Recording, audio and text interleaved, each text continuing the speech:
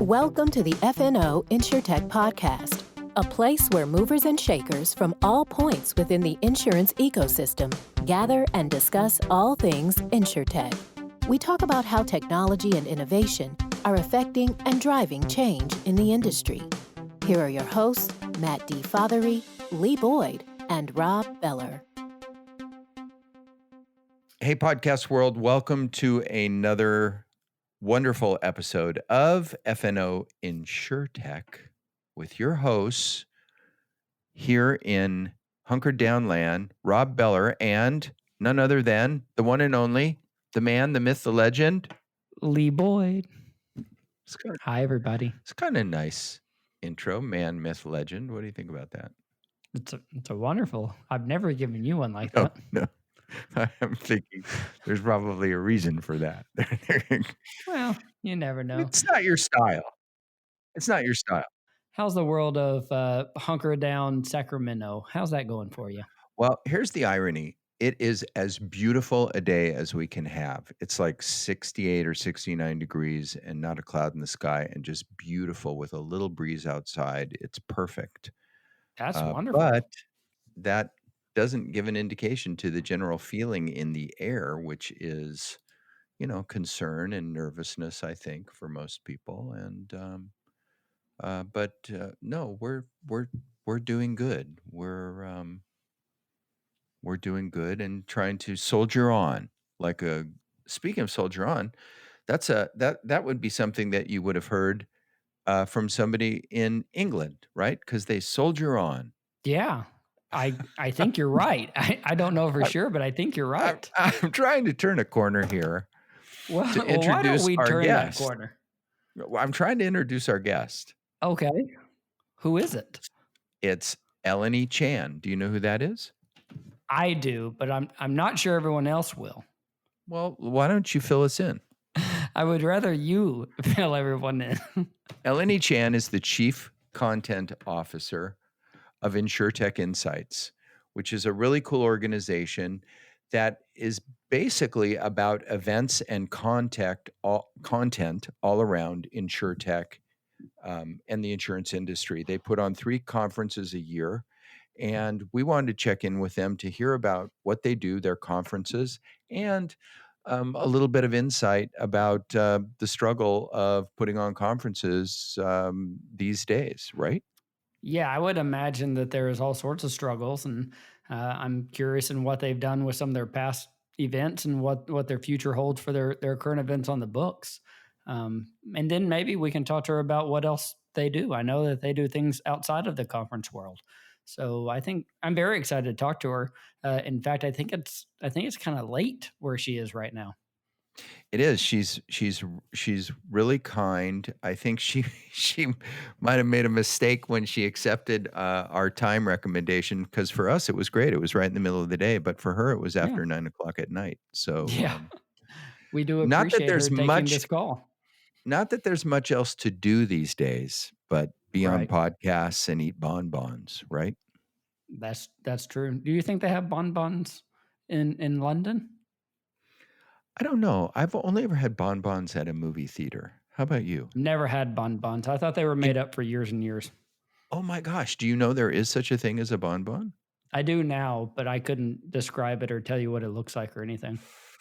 I understand a bonbon to be like a little circle of ice cream surrounded by a hard chocolate shell. I like Sounds Starburst. Pretty good. You don't like chocolate? Not chocolate guy? Not chocolate guy? I don't like the word bonbon, so therefore I don't think I would like the food. Right. So I'm guessing you don't like snails. I've had a snail. I ate a snail. All right. I probably won't do it again, but I did it. Okay. We'd like to hear from our audience who likes snails and who doesn't. My problem with snails is that I can't get past the concept of a snail. It's a snail. Yeah. It was getting it out of the shell. That was the hard part for me. Yeah. It was a big shell. It was in California. Yeah. Everything's a little different there. And I had to get this thing. I had to use this fork, and it was a whole thing. You know why it's in a shell? Because it's a snail. It's a snail. I assume that they pre-shelled it, but I guess not. We in California, we have a lot of snails. We have a snail Well, problem here in Sacramento. So, but not that anybody wants to hear about that. So let's stop. let's stop all This the is the snail biggest talk. problem with COVID world that we live in is that we can wander off. It happens a Yeah, few times a day. just Let's don't all be honest step on with a each other. snail. Thank you. And with that, we'll go to our interview with our connection in England, Ellenie Chan from InsureTech Insights. Hey everybody, we're back here at FNO InsureTech for another COVID-19 edition of FNO InsureTech, and we have a special guest for many reasons, not the least of which she's in London, England during Yeah. this pandemic. We have Ms. Ellenie Chan from InsureTech Insights with us from London. How you doing, Ellenie? I'm good. How are you? Trying to stay sane. Yeah. Is Yeah, that I would imagine. is that challenging in London, England these days? Yeah, I mean, I think I was saying, and I've been speaking with a couple of just colleagues in New York, and I think they have the same issue in the sense that we're kind of quarantined in a relatively small space. So yeah, it's a lot to get used to. So what is it? What is it like over there right now? Most of our listeners are from America, and we're all hunkered down. What are y'all? What are you doing over in London? Yeah, I think like within my network, I think every one of us are kind of doing our part. But I'm reading a lot of kind of different stories on online and on the newspaper. So I don't know. I feel like we are trying our best to just quarantine ourselves and staying safe. And That's good, and everything's closed, right? It is all the restaurants, all the kind of theater, library, just non-essential business. and it's had we're going to talk about InsureTech Insights and what that is and what you guys do, but we can start by saying it's had a really big effect on your guys' business, yes? Yes, I would say so. I think the events management business has definitely been impacted with this situation. We've been doing our podcast now for about a year and a half, and there's a lot of things that we thought we knew that we didn't, and that we've learned as we've gone. And one of the things that we've learned is that InsureTech is this great big ecosystem of different pieces and parts. It's not just carriers and companies providing services to carriers, which is where we come Mhm. from, but it's all these different parts pieces of the InsureTech ecosystem. And you guys are an interesting part of the InsureTech ecosystem because you're kind of, I mean, tell us what InsureTech Insights is and what your guys' mission is. Yeah, for sure. So we really just, I think our role is to kind of create this community and engage with it. Our vision is create this network of like-minded, passionate people that are actually building these technologies to propel the insurance industry forward. And you're talking about insurtech entrepreneurs. You're talking about insurance executives. You're talking about VCs and investors, other kind of other startups or kind of technology firms that are adding value to the insurance industry. What we want to do is kind of bring this community together and have these productive conversations and talk about gaps in the market and talk about opportunities of how everyone can work together to propel the insurance industry forward. So that's basically our vision and what we try to do, and it is through kind of offline content such as the conference, and it's a really really fun event. We have three of them globally, so one in New York, one in London, and one in Hong Kong. And then we provide a series of different kind of online content as well, including kind of the weekly newsletter. We do a number of CEO interviews. We're starting to do a lot more kind of editorial content. And then we are launching our first kind of webinar next week. And it's going to we're going to deliver it every Wednesday from next week onwards. So that's really interesting. What made you guys go after InsureTech? What was it about the InsureTech idea, movement, ecosystem that made you all think this is something that we should pursue on an event level and on a content level? And I know that you were early there or a part of the founding team. So why don't you tell us about how this whole thing got rolling and where the inspiration came from? Yeah, I would say I joined when they have already founded the company. So I think the idea to kind of launch an InsurTech conference, I can't say is my own, but I think what I could say about kind of personal passion is that I do have that background in the InsurTech space, and in terms of the community, the InsurTech community is just super supportive and helpful, and I think the energy is super contagious. So when I met the team from Insurtech Insights, they knew about my background, and they were kind of telling me about this vision, and I was like, yes, I would love to kind of help, build that community, just because of the positive experience and the positive kind of friendships I've kind of made within this space. So um, that's kind of why we decided to or I decided to come join and create that community. But I think what is unique about the insurtech space, or the insurance technology space, is that insurance is quite an old industry. It's century old industry.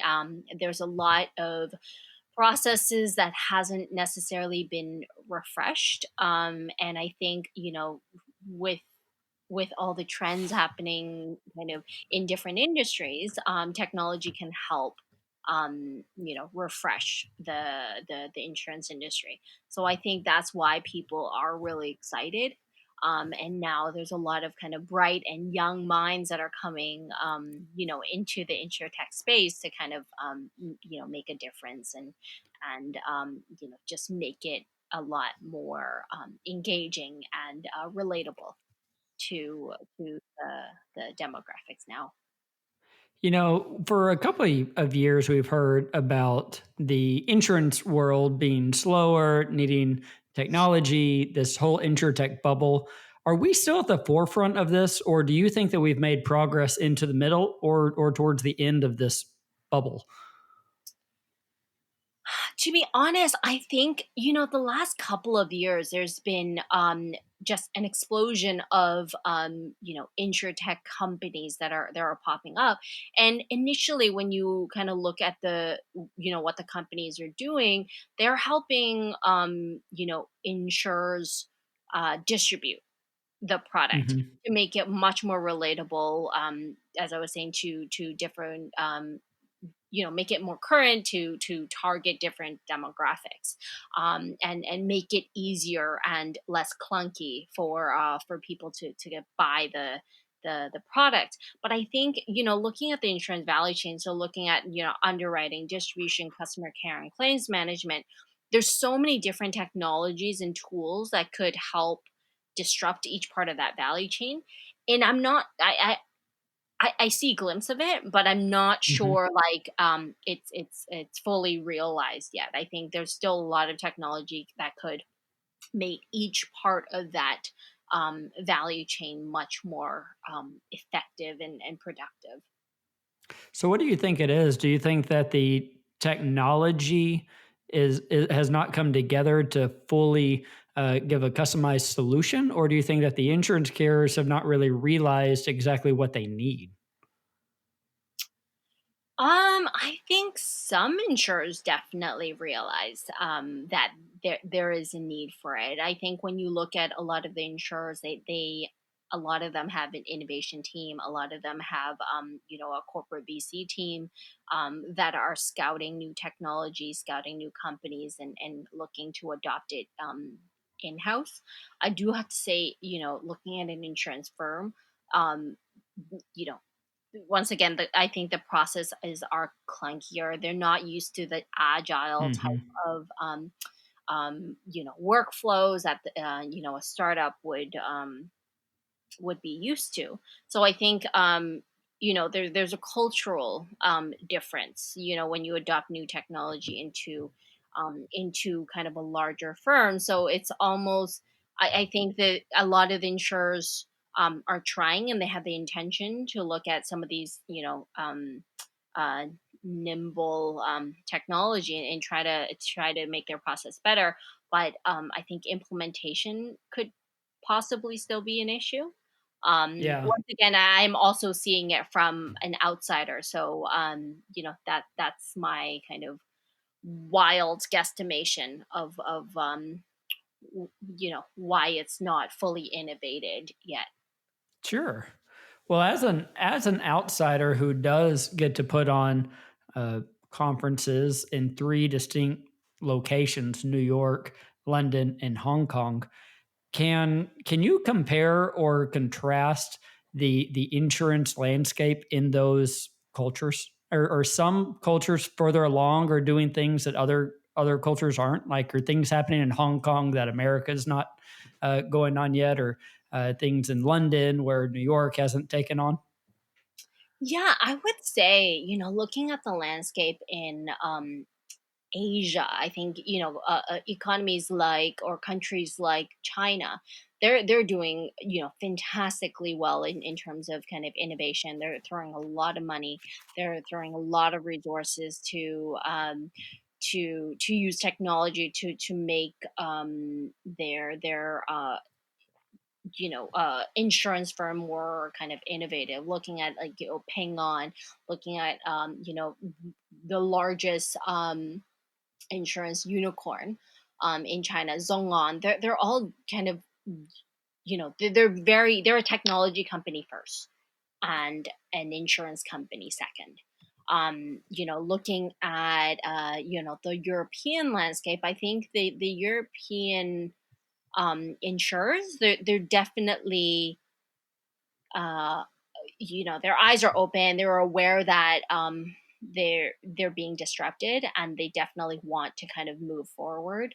But I would say the Europeans and the US, they're just a little bit slower in the sense that they still think it's an insurance company first and technology company second. So it is that kind of mind shift I found with a lot of insurers in China that are you know kind of ahead of their competition. That's how they stay ahead, because they actually treat technology as a core part of their business.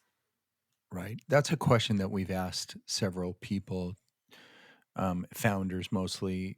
Do you consider yourself, an insurance type company or a technology company? And it's always interesting to hear the Mhm. answers that we get to that, which are pretty much all over the place. I guess just depending who you're talking to. Um, I know that you guys must be concerned about your New York conference that's coming up in the middle of June. Are the plans, as it stands right now, to go forward, or is it just all up in the air? We are definitely still planning as per schedule. We're really excited in the sense that I think there's so much content. There are so many great speakers that are willing and are excited to come to the New York conference. So the New York conference is a little different. Than our London and Hong Kong conference. The New York one is our Global InsurTech Leader Summit. It's an invite only and we screen all the applications, and then people are invited to join us. We max the attendance to about 1,000 people. So it's a little bit more exclusive. And I think, the people that end up joining us are, your decision makers and your movers and shakers. And people always like joining our event. We received really great feedback last year. So I think people are excited. I think the uncertainty about the situation is still very much on top of people's minds. So what we're trying to do is that we're planning it as per scheduled, but obviously monitoring the situation the next week or so to kind of determine, if we need to take a different course of action. But every conversation I'm having with these potential speakers or potential delegates, the excitement's there. And I'm just telling them, let's create this framework, let's create all the great content pieces and panels that we want and the conversations that we want. And if need be, we'll Hmm. just have to move the whole entire conference to a new date. But let's just keep planning, because I think if we stop right here and give up,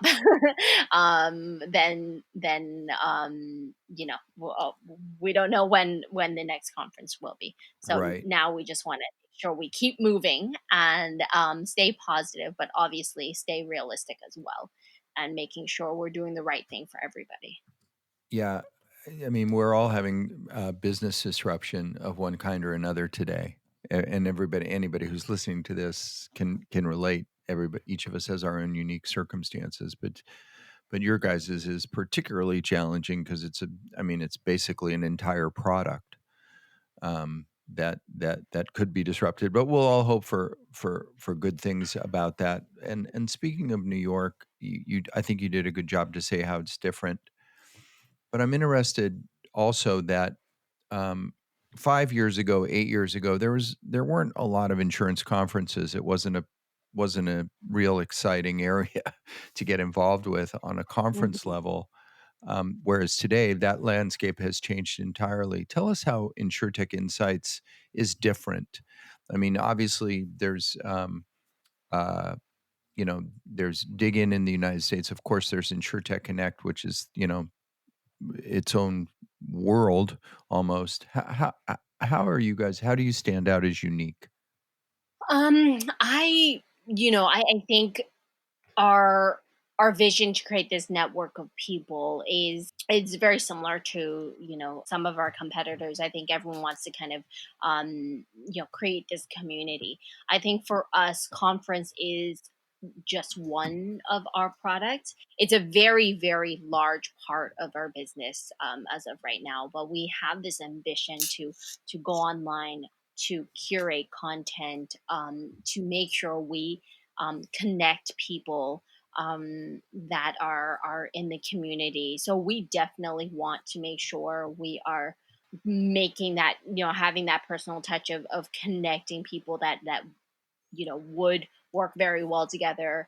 We want to be kind of that platform for people to kind of partner up. We want to, make networking a huge portion of our conference experience. I think creating that platform to kind of connect everybody and actually genuinely connecting them and having that personal touch, like, it is not surprising to any of my any of our past speakers to kind of reach out to me and for me to kind of make that personal connection. So we definitely want to be that resource for anyone who's part of that community. Whenever you're looking for people to attend the conference, what I don't know if caliber is the right word, but what type of person are y'all looking for? Are you looking for um, people who work in the industry? Are you looking for decision makers? Are you looking for investors or actual startups? What are you trying to who are you trying to get to the conference? I think, especially the New York conference, we're looking, because it's an invite only. We're looking for that decision maker. We're looking for kind of that entrepreneur that has done it, and want to kind of be a thought leader in this space. I think looking at our London Asia conference, it is a much bigger conference, so we do have a bit more space for other executives and other kind of aspiring entrepreneurs that want to learn more. So I would say kind of our breakdown for all three conference, it's kind of like a third on insurance executives, a third entrepreneurs, like insurtech entrepreneurs, and then a third kind of technologists and VCs. But I think in terms of seniority level, it is much higher in New York, and then in London and Asia. We do have some students come in from kind of local university to sign up and learn more about the insurtech space. But we also have very senior level. So I think the range is much higher in the other two events. So tell me a little bit about that. What do you do with the students? So our conference, we have three simultaneous stages, two of which is our keynotes as well as panel discussions, and a third one is an InsurTech stage, whereby InsurTech comes and present a use case or a case study of how their technology and their platform is disrupting the insurance space or adding value to the insurance space. So, if a student signs up and they sign up as a delegate, they can join in any of our stage and watch thought leaders on stage to talk about the insurance industry. We have strategic topics, we have application topics. So there's a lot to learn for kind of any student or any aspiring entrepreneur. It's very, some of the panels are very actionable. Like a lot of our panelists will kind of tell them about stuff that they've learned and how they have come about to kind of create their insurtech business. With that said, we also bring on some students as volunteers to come join and help us out during the conference. So that's another way that other students can. Let's talk about some of the other content that you guys produce. You said that there's some new things coming up very soon. Can you talk about those? Yes. So we've just launched our kind of first webinar for next Wednesday, and we plan on having a weekly webinar from next week onwards. And it's basically bringing some of our conference content online. So it's a virtual panel discussion. It'll be moderated either by myself or our chief commercial officer. And it will be a range of different topics. So the way we look at topics is through the insurance value chain. So underwriting, distribution, customer care, and claims management, and then some of the technologies or data or different ways that each part of that value chain is disrupted. And then we'll kind of pinpoint a specific topic that is most relevant for kind of that period of time and just chat about it. Very similar to kind of a podcast, but it'll be live. We love podcasts. And we love podcasts too. And tell us about your newsletter. So our newsletter, it comes out weekly. It's very globally focused. I think if you were to look for one newsletter to kind of subscribe to that focus on kind of the global landscape of the insurtech, it's a really good newsletter to kind of subscribe to. They're all linked to different blogs. So, our team is very good at kind of finding the most relevant people that, or the most relevant pieces of content and news, and then put it on our newsletter on a weekly basis. It's very relevant. If there's one newsletter you want to kind of read to kind of update yourself on what's happening in the insurtech space, I think that newsletter is a great one. Well, Ellenie, that all sounds very exciting. I mean, lots of information. Seems like y'all are going in a lot of different directions, really with a mission to get a lot of information out there and to connect these groups, which is always exciting. We're always big fans of it. Whenever we were preparing for this podcast, we always like to read up on our guest, and it seems like you have a pretty interesting history. I was going to see if you could give us a little bit of a overview about you personally. Is that something you're willing to tell us about? So where do I start? I think, kind of, in our previous prep, we were talking about University of Waterloo. So I did graduate from University of Waterloo. I had a science and business degree, and then went straight into financial services. So I was at JP Morgan for a few years, and then ended up moving back to Toronto from Hong Kong to work for Manulife. So I was in their investor relations team and just absolutely loved it. I think I just love kind of that communication and kind of client servicing side of the business, and I learned a lot about insurance. So if you anyone who wants an overview of insurance, go into investor relations, because you really get to know the business, because you have to explain the numbers to the institutional investors. So with that said, actually spent a few years there and then moved to London, England, to do my MBA. So I was at London Business School, and while I was in London Business School, working at a number of tech startups, just as an intern, and just absolutely loved the startup community. And then when I graduated, joined a venture builder for another 2 years to help these corporates build out their tech businesses. And one of the last projects before I left was an InsureTech business. We were working with a Latin American insurer that was looking into investing in a cyber proposition. So we started and did a lot of research and created a prototype for them. And I actually don't know how it's doing. I don't know if it's still kind of live. But then after that, that's when I met the team from Insurtech Insights and decided to help them build this community and build the content around it. That's a story. I mean, multiple continents, right? Yes, three actually. So Yeah. Hong Kong, Toronto, and London. So close to where we're doing all three of our conferences. Yeah, that's an That's true. It interesting is. coincidence, isn't it? Yeah, maybe you're pretty I'm not influential. persuasive. Yeah.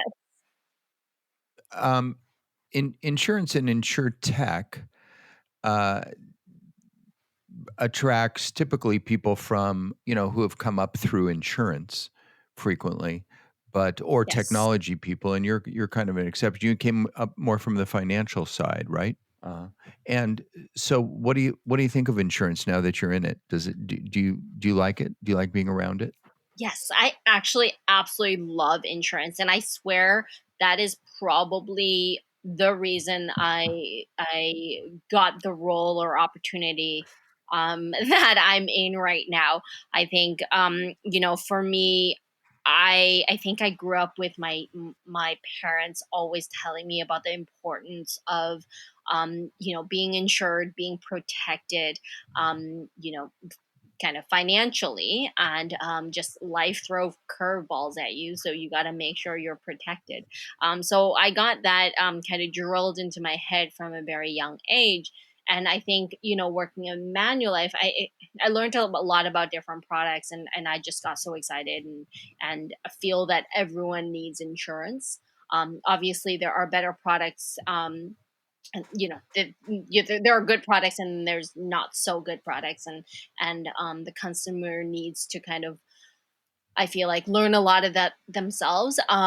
So I guess, where am I going with this? I get so excited about insurance because I don't understand why people aren't, and I don't understand why especially kind of the younger generation don't feel that insurance actually protects them. So for me, I want to be an educator in the insurance space, and InsureTech just happens to be the avenue. And I think technology is doing wonders to the insurance industry, and it's kind of making insurance cool again.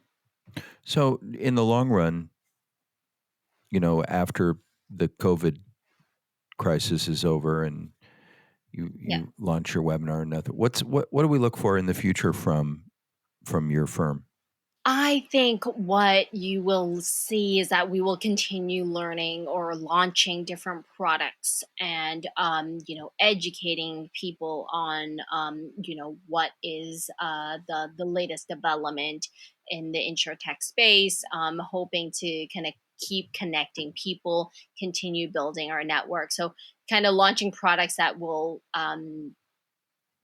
direct us in that kind of big vision of being the largest global network in the insurtech space. Good luck with that. That's a big ambition. Thanks. Ellenie, as we get ready to close out here, I do just have one personal question, I guess, and I don't normally I would take this offline, but we're online, so I thought I'd ask you. I see here in 2014 you got your MBA from London Business School. Yep. Uh, I am actually interested in getting my MBA. Rob has his MBA. Is that something you recommend? Is that something you're glad you have? Is that something that has helped you on your journey? Um, I To be honest, I don't know if it helps me on necessarily helped me on my professional journey, but I think personally, yes. Okay. But I say the same with an undergrad versus a post grad. I think being surrounded by kind of like minded and people that have the same ambition. Um, as you learn a lot about yourself and learn about what you want to continue learning. So I think the MBA helped me a lot with that. It's a very, very expensive education to Yeah. learn about yourself, but Yeah. at the end of the day, it was worth it for me. And it moved me to London, England. So no complaints there. But definitely, I think just remember your why when you're doing your MBA, because there will be moments when you're like, why am I spending this much money? I would imagine. Well, good. Well, thank you. Thank you for that insight there. I'm always interested in people in their insight in that. So, well, we want to say thank you so much for being on the episode. It's actually almost 10 o'clock where you are right now recording this, so we appreciate you recording with us today. No Not that problem. you really had any other place that you could go right now. That's No. right. Little No. little did we know when we booked this that you were kind of you were kind of forced into this. You couldn't have missed this if you tried to. So that's how we get a lot of our guests. We trick them into it. We trick them. Brilliant. Well, listen, we are very grateful, and we're hoping that we get an invitation in the mail to one of your events, because we would absolutely Absolutely. be there, and love to be a Yeah. part of it. And we look forward to meet you in person. And please stay safe and well through the rest of this. You too as well, and anybody listening. Stay safe and healthy. Absolutely, good point. Okay, thank you. Thank you. Bye. That was a little different and fun. We don't usually get to talk to conference people, although we have talked to some. So, Yeah. uh, but what did you think of InsureTech Insights? Yeah, it sounds like a wonderful event. I really hope that the New York one kicks off. I hope that one actually Sure. happens. But it's really neat to me how they have three distinct different conferences in Hmm. different parts of the world, Right. and it just really sounds great. And it's always good for our industry to get the most up to date information. It must be crushing to lose a conference. Like so many conference organizers have had happen to them recently. I mean, in our big conference, we do a tremendous amount of work to prepare for it and be ready for it, and we had it canceled. We don't put on the whole conference; we just attend it. Right. So, I mean, can you Yeah. imagine uh, how that must hit you? You have to have a really good attitude to be able to, just push on and push ahead. Well, you do, and now everybody will have more of a plan in place. Everyone has a plan in the event of a major snowstorm, and this is what we're going to do. But nobody was prepared for this. This is a Hmm. whole different thing. So now they're all going to have this in their minds whenever they're planning contingency plans. Well, it was great to hear about the conference and the history and how the different events come together and their points, and also to hear about life in London right now a little bit, which I'm sure is like life for most of us during this period of time.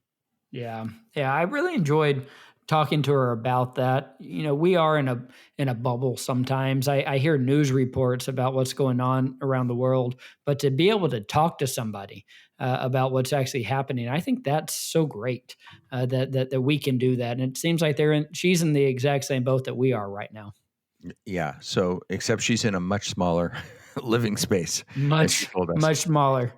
Yeah, So, that's what we talked about. But beforehand, when she said that living in London, in the main city of London, your flats are smaller, so it's a lot less space to live. So right. that can be hard. So hang in there, Ellenie, and to all of our listeners and subscribers, we say thank you for joining us, and thank Ellenie Chan for being with us today.